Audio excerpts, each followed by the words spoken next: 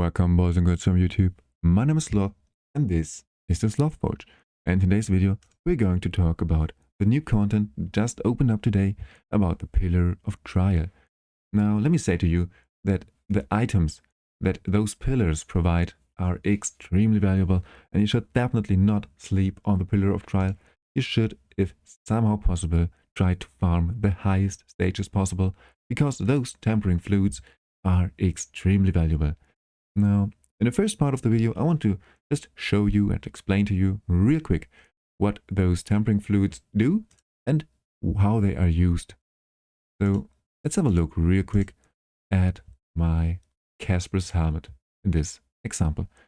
As you can see, I already used the tempering fluid, and it has just enhanced my critical rate by another 2.5%, which maybe does not seem as much, but now imagine if every single piece here had the critical rate substat, then this would be roughly about 10% more crit rate. And my Casper now has 260 critical damage, so every single point in critical rate just helps him to deal way more damage. And another 10% is just crucial. So, and it adds up real quickly. So those tempering fluids are extremely valuable, and you should definitely not sleep on them. So now let me show to you how to use them. You just choose the item you want to temper, then you click on temper, and now you can choose what material you want to consume. Now I already consumed all my legendary tempering fluids, and I had not the best luck. I only reached 2.5%. I could have reached up to 4%, but it's not the end of the world. So just let me show it to you. Now I'm using the epic version. I'd click on temper, and now we got a 3% roll. So the highest possible roll for crit rate when using the epic version. Now if you go higher, the chances are just higher. Or in general, the range that you can hit is higher. So you can enhance up to 20% critical rate on your gear just by tempering it. So this is how much impact those tempering fluids can have for your account, and you can enhance every single stat. Now it depends a little bit what resources you have. So the pillars just rotate on a daily basis, and there are 3 pillars right now for every single elemental combination. So day 1 is the Permafrost, then the Resplendence, and on the last day we have access to the Pillar of Wildfire, and then the rotation just starts again with the Permafrost pillar. And every single pillar provides different tempering fluids. So today we can enhance our critical rate, accuracy, and the defensive stats a little bit. And that's it pretty much. This is the tempering fluids. You should definitely not sleep on them, because they are extremely impactful on your gear, and not only because of the damage, but also for the defensive stats. Because I saw many people struggling with staying alive in the Vortex boss, for example, and also in some dungeon content as well. And they're enhancing your defensive stats a little bit. Defense, flat defense, but also HP is extremely valuable. And also just have access to a bit more accuracy, a bit more resistance can be crucial as well. So those, to say the last time for today's video, those tempering fluids are extremely valuable. Now that's it. Let's talk about the team that I'm going to show you. And once again, if you know me, I'm going to provide you the most possible free-to-play version that I have access to right now, or that we have access to right now. So we are only using 2 legendary heroes. Once again, we are using Torrin. Now you know I'm using Torrin on every single video. It feels at least like I'm using him in every single video, just because he is so strong. And here once again, I'm using him with the Luminary or the Gospel artifact, but it is by far not the best artifact for him. There are many very useful artifacts on your Torrin. I think probably the best in slot is actually the Gatekeeper's Staff, because once it is at +20, it provides 60 skill haste, which is very strong. also a good amount of defense, and just this passive skill which consumes or converts your overheal into shields is super nice. And if you are using the Gatekeeper staff on a hero that is healing for high amounts, then this Gatekeeper staff just is so valuable. And you guessed it, Torrin is healing for very good amounts. But for today's video, we are going to use the Luminary or the Gospel just to show you that you do not need the best and slot items to farm the highest or the currently highest stats or currently highest waves for the pillars. Apart from that, you can also use the Rift Hourglass or the Solar King's Horn. They are also completely fine on your Torrin. Now I know that Torrin does not need accuracy, but the 100 extra skill haste is also very useful, because then he can just spam his ultimate way more often. But that's it for Torrin. The other hero, the other legendary hero that we are going to use is Drizzt. And if you've watched my Drizzt video, you know that everyone has access to Drizzt, and he is actually a 100% free-to-play unit as long as you are playing actively. And we are using him as a DPS unit. And I said in my video that actually he is not the perfect DPS unit out there. He's more of a secondary DPS unit, so there are many way better options when it comes to Drizzt. But he's absolutely fine. But of course, if you have Lalvanis, Emza, or maybe, for example, Oster, you should definitely use them over Drizzt. You could also, in theory, use Losenya, but as I said, when it comes to single target damage, they are like nearly the same, Losenya and Drizzt. Maybe Drizzt is actually a little bit better when it comes to single target damage, and except for the waves, the boss is mostly single target. He has also 2 adds that we want to kill, but after those adds are down, it's just a damage battle with single target damage, so Drizzt is actually very useful for this form of content. This is why I am using Drizzt, and I would recommend you to use Drizzt in the Rhapsodist's Calling set, because it first provides a little bit of accuracy, which is very useful because he is applying those frost debuffs, which just helps him deal more damage, and also the 3-piece set of this, the 3-piece effect of this set is also very useful, and is actually, I think that the Rhapsodist's Calling set is the best slot, the best set for Frost heroes in general, now when it comes to a 3-piece set. Of course, generally speaking, if you have 4 very good mythical sets, single sets, then they are probably a little bit better.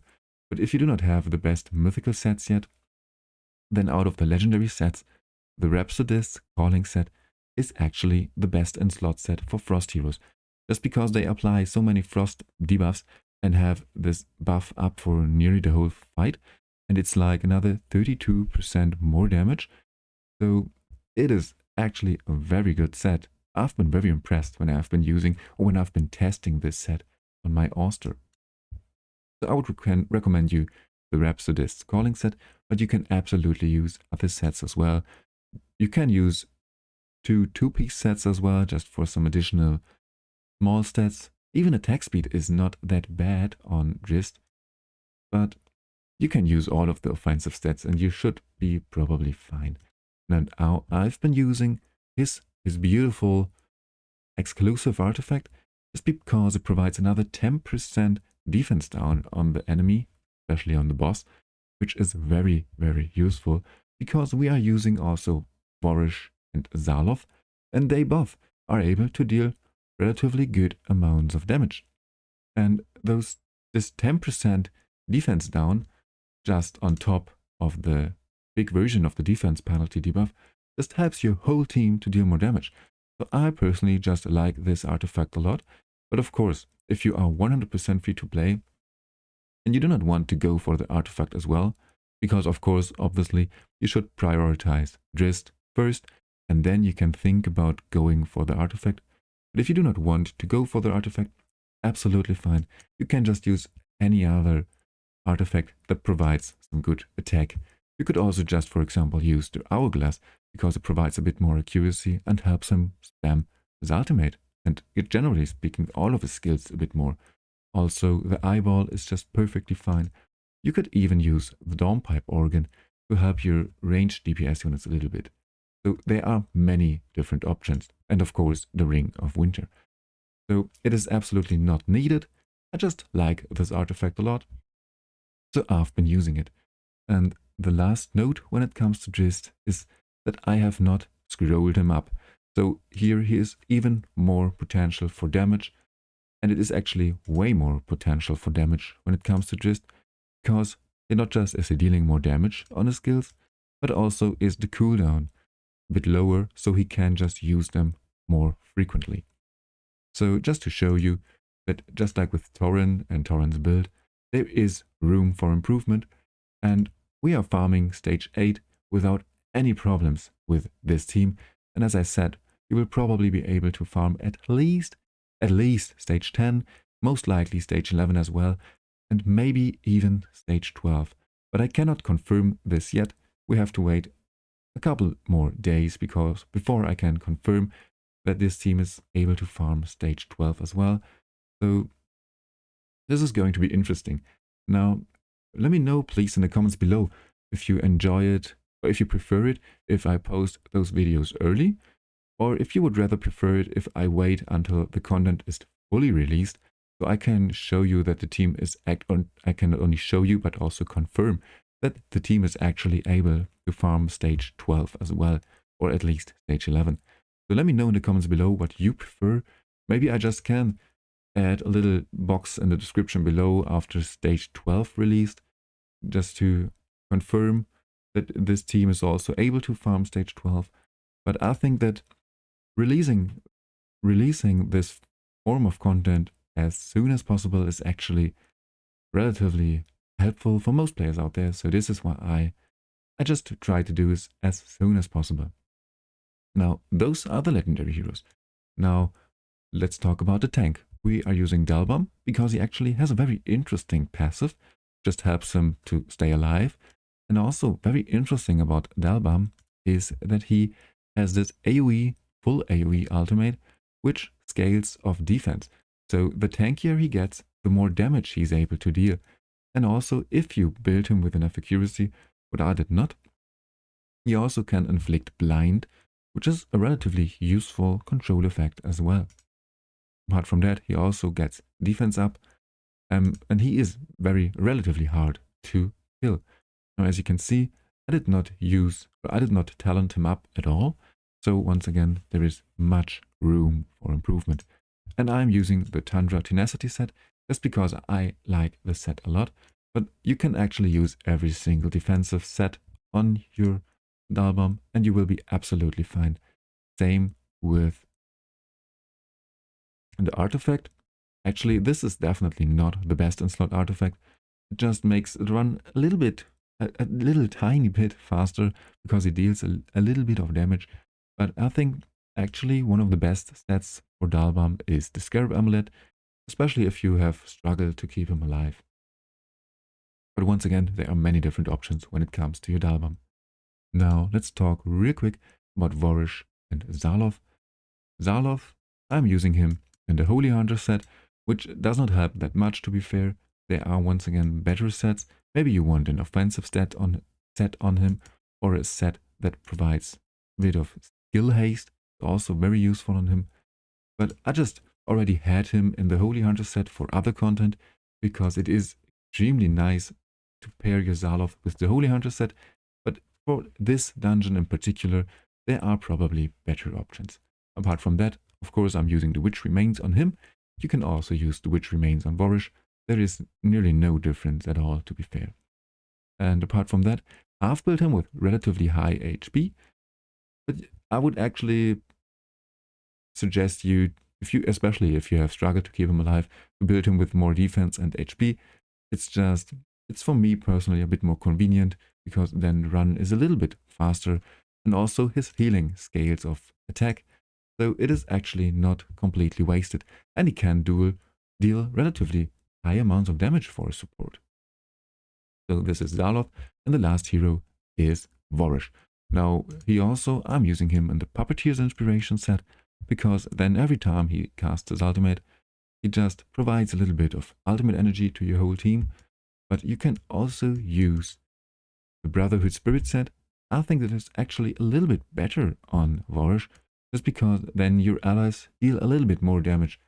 So in this particular team, all allies except for Sloth and Torrin. But Torrin deals no damage at all. So your main damage comes from Drizzt. So this helps your Drizzt just to deal a little bit more damage. But in the end, the difference between the Puppeteer's Inspiration set and this Brotherhood Spirit set is not that big at all. And when it comes to the artifact, once again, there are many different artifacts that you can use on your Voresh. And you definitely do not need to use the Dawn Pipe Organ. Just use what you have. If it provides a bit more accuracy, so you reach the recommended, the needed accuracy, then it's absolutely fine. If you struggle to keep them alive, use some defensive artifacts. Just use what you have. This is relatively flexible. And this is the team. Now let me show you the skill timings real quick. As you can see, all of them are on default.